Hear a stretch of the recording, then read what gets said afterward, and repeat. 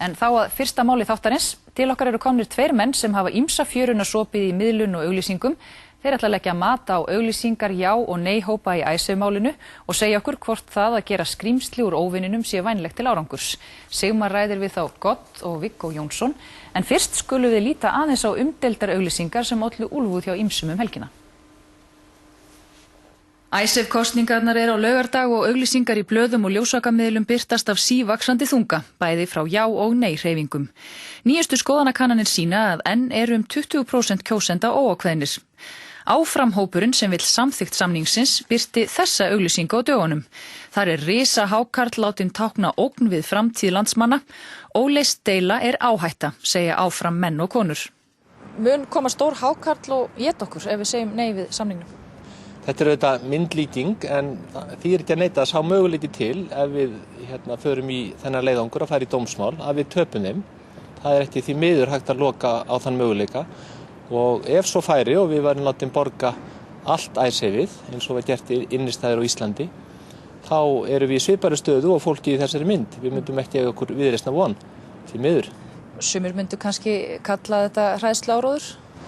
Já, þetta er auðvitað mynd af martröð, eiginlega okkar verstu martröð sem að enginn okkar vonar að við lendum nokkuð tíman í. En það er bara ein örugg leið til að koma í veg fyrir að þessi martröð rætist og það er að segja já á laugardaginn kemur. Hvað með aðrar auglýsingar sem að birtast í kringum þennan kosningaslag? Hvernig finnst þér þær? Þessi er svona dálítið sláandi og þær hafa verið fleiri? Já, ég held að fólk er bara að reyna að koma skoðunum sínum á framfæri á stuttum tíma. Þannig ég held að þetta sé bara partur af svona upplýsingamiðlunni sem er í kringum þetta. En það er alveg rétt, þessi var svona dálítið sérstök. Þetta er eina myndin sem við höfum birt af draumum eða martröðum. Hitt hefur allt verið auðvitað bara staðreyndir sem máli snýst fyrst og fremst það er alveg rétt. Þetta var svona svolítill galskapur skal viðurkennt að því þessi auglýsing var birt bara einu sinni þann 1. apríl.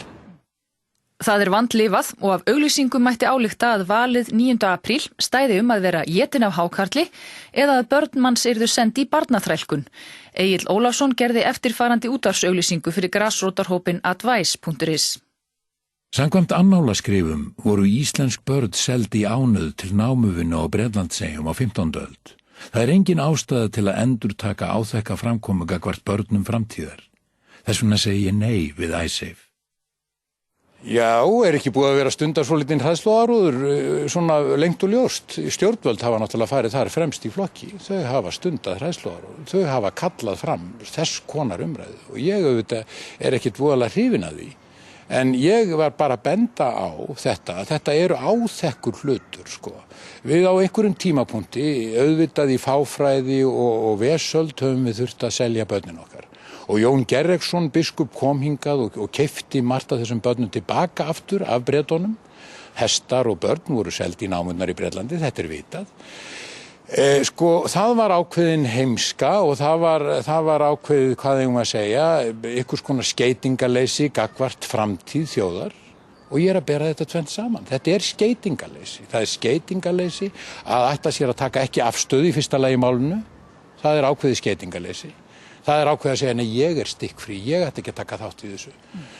Og það er skeytingaleysi líka að kalla yfir sig eitthvað sem að menn halda að muni ekki fara vel í þjóðina. En ég ætla nú ekki að fara út í það að greina sko hvað þetta er smekklegt eða smekklaust, sko. Við deilum ekki smekkin. Ég ætla bara að segja það að hvatinn að þessu er auðvitað þessi að örva til þáttöku. Fá menn til þess að taka einarða afstöðu í málinu, ígrundaða afstöðu og mæta til þess að kjósa. Vegna þess að þannig tryggir maður það að það verði góð þáttaka og það er auðvitað svo hitt sem við viljum sjá. Við viljum sjá að það verði afgerandi kosning. Vegna þess að þannig fæst sáttin. Sáttin fæst með því að þetta verði afgerandi kosning á hvorn veginn sem hún fer. Já, við ætlum að halda áfram að spjalla þetta. Guðmundur Oddur og Viggo, velkonir í Kastljós. Skulum kannski byrja á þér. Það er náttúrulega óneitanlega svolítið mikil dramatík í þessum tveimur auglýsingum. Eru þetta góðar auglýsingar?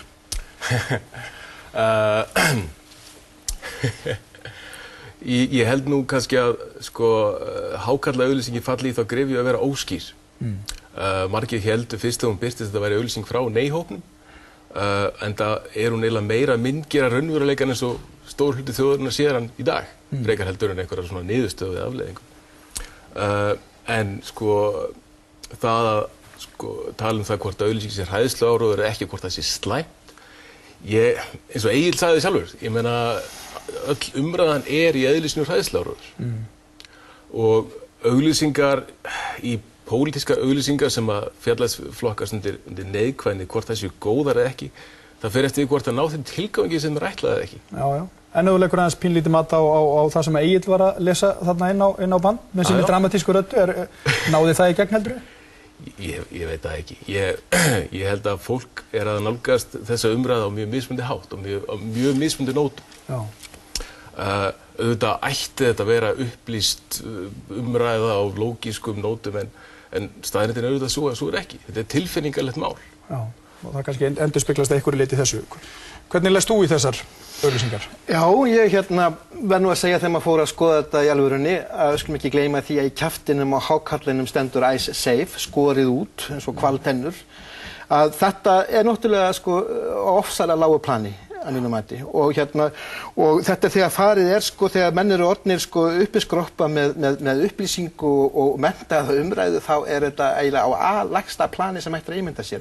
Þetta er gert í fyrsta lagi ég veit ekki til þess að nema að þetta sé upphæð sem ég rekja til millistríðsáranna, bæði í Þriðja ríki Hitlers og hjá Ameríkonum og Bretum í þegar aðdragandanum og seinni heimsstyrjöldinni, þegar svona auglýsingar koma fram. Það var notað svona sterkt myndmál og þetta er kallað tilfinningaleg hönnun, það er ekkert viti í þessu, ekki nokkur, og það er að nota tilfinningalega hönnun ef að verið er að segja satt, en þegar ekki verið að segja satt, þá verða það mjög hallaríslegar. Og ég vil meina það að bæði hjá Agli og hjá þeir sem gera Jaws, auglýsinguna, að þetta er ekki satt að börnin okkar lendi í þrælavinnu, í þrælabúðum í Bretlandi. Það er ekki satt að það komi hákarl og éti fjölskyldunar okkar. Þetta er bara hrein lygi. Og þá segir ég bara hvað stendur eftir, hvers vegna voru menn að þessu, þó að sé 1. apríl. Já, nákvæmlega. En þetta hefur náttúrulega verið notað hér og þar og þú svo sem til dæmis með auglýsingar sem að hafa birst í Bretlandi sem svona kannski dæmi það hvernig er verið að nota þetta annar staðar heldur en hér og þetta náttúrulega fylgir alltaf einhverju kosningabaráttu, ekki? Að sjálfsögðu, og ég meina svona auglýsingar gerast, kosningabaráttur eru mjög fríkað fyrirbæri. Það er sama safn af þeim sem eru harðastir í afstöðunni sitt hvoru megin og meðan stórveldi þjóðar er eitthvað svona efins hitt og þetta, þarna er í einu herbergi allir þeir sem eru alveg sannfærir með í málstað. Þegar menn búa til eitthvað krassandi og sem þetta síðustu metrin kosningabaráttu er alveg típist, að þá kemur eitthvað með vondu hugmyndina sem öllum því herbyggi finnst frábær, en allir aðrir eru svona dálítið skeptískir og þannig að, en þetta snýst alltaf svona almennt séð, þess að ágæta að sína breskar auglýsingar frekar íslenskar. Hvað er þetta að gera, við getum þetta að tala og hver er markmiðið með því sem er verið að gera í kosningum? Já, og ef þú segir okkur aðeins frá því út frá þessum dæmum sem við fáum núna upp á skjáinn, þetta eru breskri kosningabaráttu, þarna ertu með tvær auglýsingar. Tvær auglýsingar, svo eldri er Labour Still Isn't Working sem er frá kosningabaráttu, þetta er auglýsing frá Íhaldsflokknum og vísar auglýslega í atvinnuleysi og vanmátt verkefnaflokksins á sínum tíma til þess að díla við það. Og eins og gott þú segir, það sem hún byggir á er sannleikur. Það er rétt, það er allir atvinnulausir, þeir voru ríkisstjórn og þeir voru ekki að leysa vandamál. Og auglýsingin neglir það og er að tala við fólk sem er óákveðið. Hin auglýsingin hins vegar er öllu svona, hvað skal ég segja, svona hvassari og er birt 2001 þegar verkefnaflokkur er búin að völd í 4 ár og Íhaldsflokkur átti ekki breyk í kosningunum. Tilgangur auglýsingarna er hins vegar ekki til þess að skipta skoðun. Hún er bara til þess að sannfæra þá sem eru nú þegar búinir sem eru hallir undir verkefnaflokkin að mæta á kjörstað og kjósa með því að hóta því að William Hague sé ný Thatcher. Já, og þarna er í sjálfu sér neikvæð nálgun í báðum tilvikum forskriftin. Þetta er ekki nýtt, þú varst að benda á þetta áðan, þetta er alltaf að koma, það er verið að myndgera óvinni sem skrýmsli og annað og Jaws hefur nú verið notað áður í auglýsingum. Já. Þetta að búa til mynd af óvininum sem skrýmsli þýðir bara eitt að það er miklu auðveldara að drepa hann. Og þannig verður þetta til. Þú fyllir sem sagt hugan og tilfinningarnar að þessu. Þarna er gott dæmi mun á þegar verður að segja satt og ekki satt. Þarna er annars vegar sagt djús að þetta sé gyðingar, þetta sé gyðingagín sem komið þarna upp úr í staðinn fyrir hákarlinn, að þetta vita menn er ekki satt. Skilur, alveg sama hvað álit menn hafa á gyðingum. Og þetta var einmitt gert við gyðinga í Þriðja ríkinu, í áráðusmaskinu Hitlers að gera það að skrímslum, gera það sérstaklega ljóta og draga það sérstaklega fram. Hitt úr olíuborpallinum á Mexíkóflóa, þar sem svört olíutjöru drulla kemur upp og ógnar lifandi manneski fyrir ofan. Þetta satt, skilur, þetta raunverulega ógn. Og þess vegna kaupi ég þetta BP2 borpallin sem góð og gilda auglýsingu en hinn ekki, skilur við. Og þetta nefnilega, eins og við vorum að tala að sagan á bakvið er fyrst og fremst í seinni heimsstyrjöldinni. Og þá þetta tiltölulega algengt að búa til þess að taka sem sagt líka sem svolítið lágt að taka börn og taka fjölskyldu. Þannig annars vegar ljótu Japanirnir að ráðast á ameríska konu aftan frá sem búið til algjört skrímsla Japanum, þetta óvinnurinn stendur hinn. Og stöppum á þeim þetta er verið að gera óvinnina skrímsli til þess að auðveldara sé að drepa hann og ef við sjáum svo næstu þá er fjölskyldan, það ljóta höndin krumlan að nálgast barnið og fjölskylduna eða vondi óvinnurinn að hirða börnin okkur og setja þær í námuvínu á Bretlandi eða hvað sem skilurðu. Þannig þetta er ekki nýtt þema í sjálfu sér í auglýsingasögu eða áróðursögu en þessi áróður er fyrst og fremst stríðsástand og mér finnst það fáránlegt að búa til iSafe auglýsingar eins og sé bara logandi stríðsástand. Þetta eru dýruvopn, þetta eru bara stóru vopnin sem notað þegar ástandið er verulega alvarlegt. Já. En hvað þú varst að nefna þessa senu þar sem að harðir stuðningsmenn eru komnir saman í einhverju litlu herbyggi og kannski ekki alveg læsir á umhverfið. En hvenær er það sem að menn fara í þessar stellingar? Er það þegar þeir eru undir í einhverju kosningabaráttu? Eða hvað eru þeir að bregðast við? Hvenær? Algengara þegar er undir eða það er jafnt og það er verið að takast á eitthvað sem skiptir máli. Þannig að ástandið, ég meina þessar kosningar sem eru já og nei, mikið undir á alls konar stöðum, bæði í þessu máli og í pólitíkinni allir, það er klassískt ástand þess sem þetta verður til og grasrótarhreyfingar, það er engin svona, það er ekkert margir svona eldri reyndar í hópnum sem eru vanir að díla þetta og en ég held svona í stóra samhenginu þá held ég að þessar auglýsingar eins og allt annað, hvað sem það er það sem að stjórnmálamenn segja eða jákvæðar auglýsingar eða hvað það nú er, þá er þetta alltaf hluti af bara pólitískri umræðu og ég held að við þurfum ekkert að hjálpa fólki að ákveða hvort það sé hræðsluáróður eða ekki. Ég held að fólk geti alveg metið það sjálft og það fer alltaf eftir því við hvernig þú ert að tala hvort að hræðsluáróðurinn sé neikvæður eða ekki og það byggir einmitt á því hvort að og eins og það hvort eitthvað sé satt eða ekki. Það fer alltaf eftir við hvernig þú ert að tala í pólitík. Sumir, þeir sem voru í herbyggjum sem byggu til hákarlinn, þeim fannst þetta alveg vera satt. Þannig að lokum er þetta alltaf spurning hvort þú setur takt við landið eins og þú tala við ekki.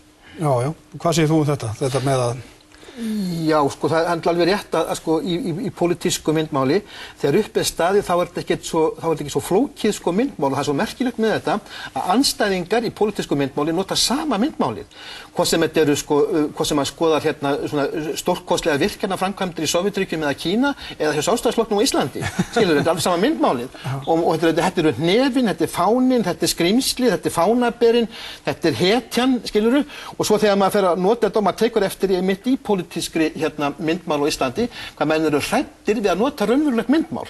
Og það er vegna þess, menn eru hræddir við að vegna þess að það er svo auðvelt að svara því. Það bara byrjar þá bara ákveðin dans, því það er svo auðvelt að búa til svokallar viðsnúningsauglýsingar, að taka myndmál hins og snúa því hreinlega við. Og það er ofsalega hræðsla, maður er oft tekið eftir þessu, hvað þær eru svona teprulegar auglýsingar í venjulegum kosningum og lítil myndsýn, en svo íhugunarvert að það sem hefur raunveruleg áhrif á fólk er oftast myndmál, miklu meira heldur en upplýsinga og statistikk eða súlurit og allt þetta, skilurðu. Þannig að þetta er ákveðið að fara að búa til ákveðið ambíans eða andrúmsloft í kringum þetta sem er geðslegur, sem er miklu vænlegri til árangurs heldur en hryllingur og ógeð. Já, við sáum það strax á netinu og allstaðar að þegar þessar auglýsingar birtust að fólk fór strax að tala það vöktu upp umræðu og en nú ekki hrifnir. Er viðbrögðin við þessum auglýsingum munu þær koma í veg fyrir að fleiri svona birtist nú á næstu dögum? Það er ekki spurning. Maður sér það á þeim sem eru að bera þær á borð, að þeir eru báðir Aprilgabb. Já, aprilgabb og við myndum ekki þetta var alveg óvart og galgópaskapur og svona skilurðu Já, þetta er sammála þessu, það er menn svona kannski frekar bakki eftir viðbrögðinu eða hvað? Ég held það. Ég meina það handla Ég veit ekki, sjáum bara til hvernig skoðanakannar þróast líka. Hver veit nema það muni hafa áhrif á hversu djarfir menn vera á lokamyndurinn, sko. Já, það er náttúrulega ómögulegt að ráða það hvernig svona kosningabarátta getur þróast. Ég þakka ykkur kærlega fyrir að varpa ljós á þetta hérna í Kastljósinu í kvöld.